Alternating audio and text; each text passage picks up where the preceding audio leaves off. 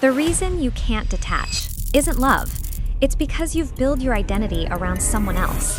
And we're fixing that today. We've all been there. Checking the phone every 2 minutes, replaying a conversation for the third time, trying to decode a one-word reply. And the worst part? You know it's too much, but you literally cannot stop. That's not weakness. That's attachment working exactly as it was designed to work, just in the wrong direction. Today, I want to go deeper than the surface level just stop caring advice, because that never actually works.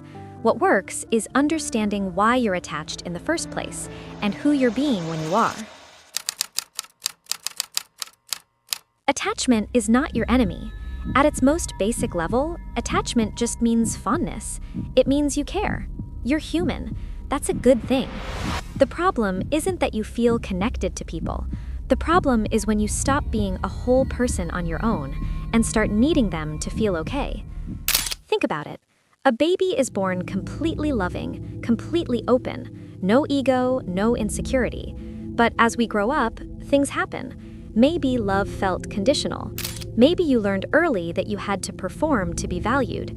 And so now, as an adult, that old wound is still running your relationships. That's not a character flaw. That's just unhealed stuff looking for somewhere to land. The ego jumps in and says, if I can just keep this person close, if I can just control this outcome, I'll be safe. But you won't, because safety that depends on someone else is not safety. It's just a more comfortable version of fear. We always ask the wrong question. We say, how do I stop caring so much? But caring isn't the problem. You cannot care too much. That's not a real thing. If your feelings are being called too much, what's actually happening is that they're coming from a place of need, not love. There's a difference. Real love is generous and grounded. What we're describing is more like desperation dressed up as devotion. So the real question is, what void am I trying to fill with this person? What am I outsourcing to them that is actually my job? Maybe it's your sense of worth. Maybe it's proof that you're lovable. Maybe it's safety. Whatever it is, that's your actual work. Not how do I stop caring more, but how do I stop needing someone else to complete me? Because here's the truth. You are not looking for a relationship. You are looking for a mirror, and no person was built to be that for you long term. When you're deeply attached in an unhealthy way, you stop seeing the actual person. You start seeing a projection, a fantasy you've built in your head, and then you get hurt when they don't live up to it. But they were never that person. You created that in your imagination.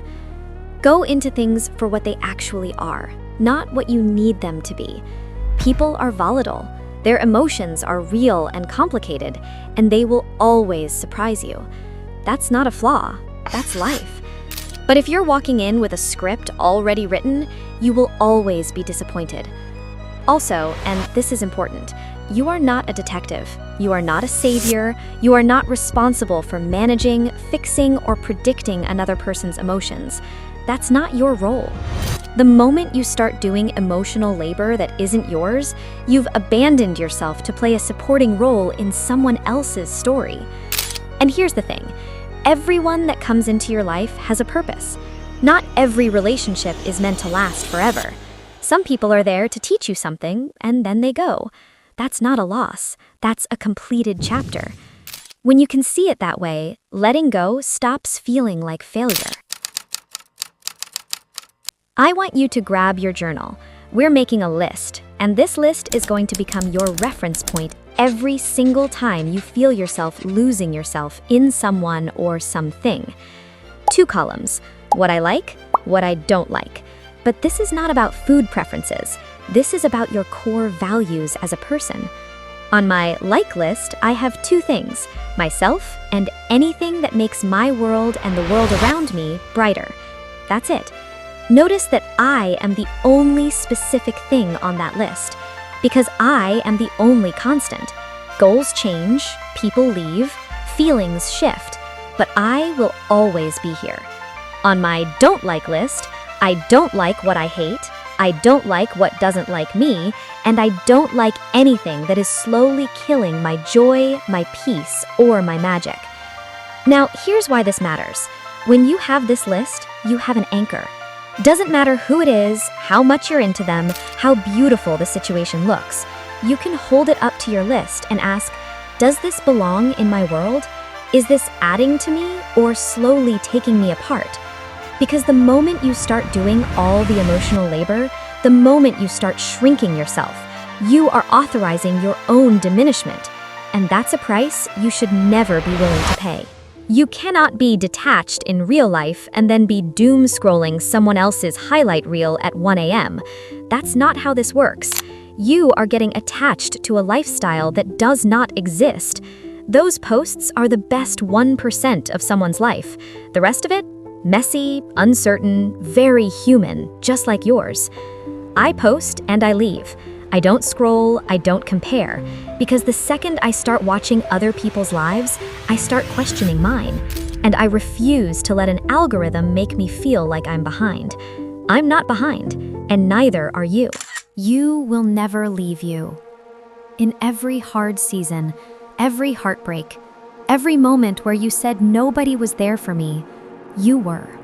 You showed up for yourself. You got through it. You're still here. So start building a relationship with that person, the one who has never once left you. Journal, go to therapy, sit in the discomfort instead of running into someone else's arms to escape it. Because once you are genuinely rooted in yourself, the whole game changes. You stop needing people to stay. You stop performing to be chosen. You stop shrinking to be loved. The happiness you are looking for outside, it lives in you. It always has. You don't need to earn it. You don't need someone to hand it to you. You just need to stop giving your power to everyone and everything except yourself. Detachment isn't coldness. It's not, I don't care about anything. It's knowing so deeply who you are and what you're worth that nothing and no one can shake that foundation. See you in the next one.